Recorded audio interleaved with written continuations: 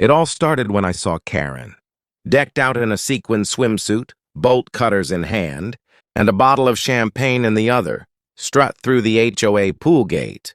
She sliced the padlock in front of her guests and declared, "Welcome to freedom, darlings," as if she were freeing a nation. I stood across the street, pool testing kit in hand, watching 30 strangers invade the pool area, setting up lawn chairs, blasting music, and bringing catered sushi.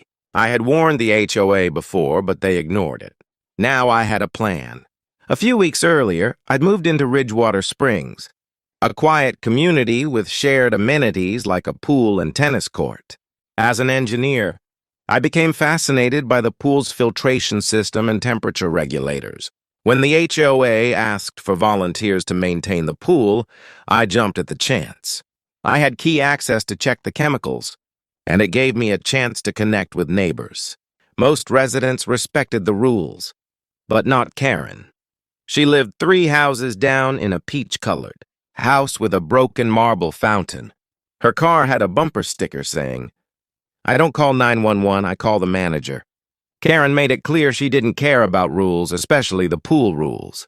She held unauthorized community wellness events, which were essentially wine-soaked parties with loud music, glitter, and no reservation. The first time I caught her hosting one, I tried to give her the benefit of the doubt. I reminded her of the booking system and politely offered to help her next time.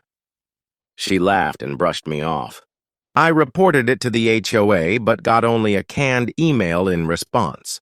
The second time, she cut the lock and replaced it with one of her own. I had to climb the fence to get in and explain myself to a crowd of angry partygoers.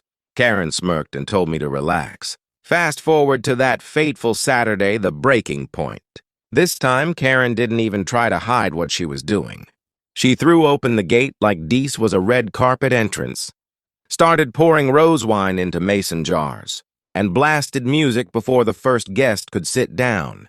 I walked over to confront her, reminding her that she wasn't authorized to be there. She just laughed and said, "It's water. No one owns water." I knew logic wasn't going to work, so I turned to something else. Science. I had a gallon of water-soluble polymer slime I'd made for a kid's birthday experiment.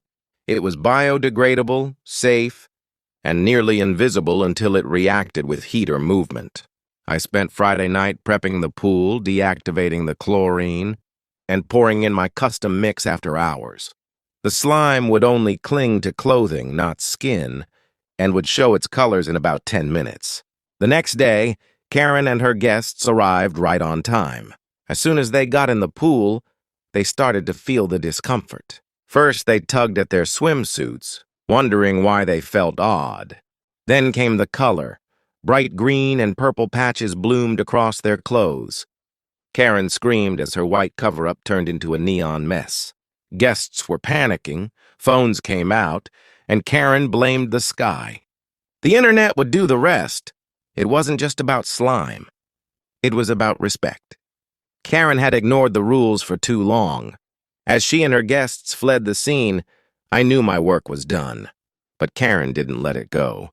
The next day, she filed a formal complaint with the HOA, accusing me of harassment and chemical warfare, complete with photos of ruined swimsuits. At the HOA meeting, I showed the board the video footage of Karen cutting the lock and the chaos that followed. Glenn, the HOA president, wasn't impressed by Karen's accusations. He sided with the facts and issued Karen a formal warning. She stormed out, but the neighborhood was already shifting. The residents had seen enough. Karen's antics were no longer tolerable, but Karen wasn't done. She escalated things, sending angry emails, posting online rants, and visiting new neighbors to gain support. She even called a protest near the pool, bringing her usual crowd. I watched from my porch as she set up her karaoke machine and started chanting vague slogans. But things took a turn when Karen chained the pool gate with an unauthorized lock. This was vandalism. Glenn called the authorities. And when the sheriff arrived, Karen tried to argue.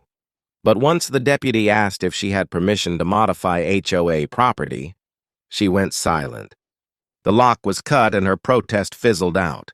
Karen was fined $500, and her access to communal amenities was suspended for 3 months. Still, Karen didn't stop. She filed complaints with the city, zoning board, and tried to manipulate her new neighbors. But the community was changing. People were tired of Karen's drama. One by one, neighbors started speaking out. They told their stories of how Karen had bullied them, manipulated the rules, and ruined their peaceful community. The HOA introduced a new policy that would suspend any resident with 3 verified violations within 6 months. Karen was already at 2. Karen's final attempt at redemption came in the form of an unauthorized pool party. The HOA had already prepared for it. When Karen and her guests arrived, the pool was locked and 2 officers were waiting. She tried to make a scene, but it was over. The neighborhood had turned on her. The next few days were quieter than usual. The HOA had tightened its grip on rule enforcement, and Karen had no allies left. People began placing signs around the neighborhood, reminding everyone of the rules. Karen, once a source of drama, had become a joke. She didn't stop plotting, but she was running out of space to perform. A few weeks later, Karen approached me. She asked, "Did you ever feel bad about what you did?" I looked at her and said, "No, it made people pay attention. You never listened when we used words." The neighborhood was calm again. The pool was clean, the rules were respected, and Karen had been forced to confront the truth. This wasn't just about slime.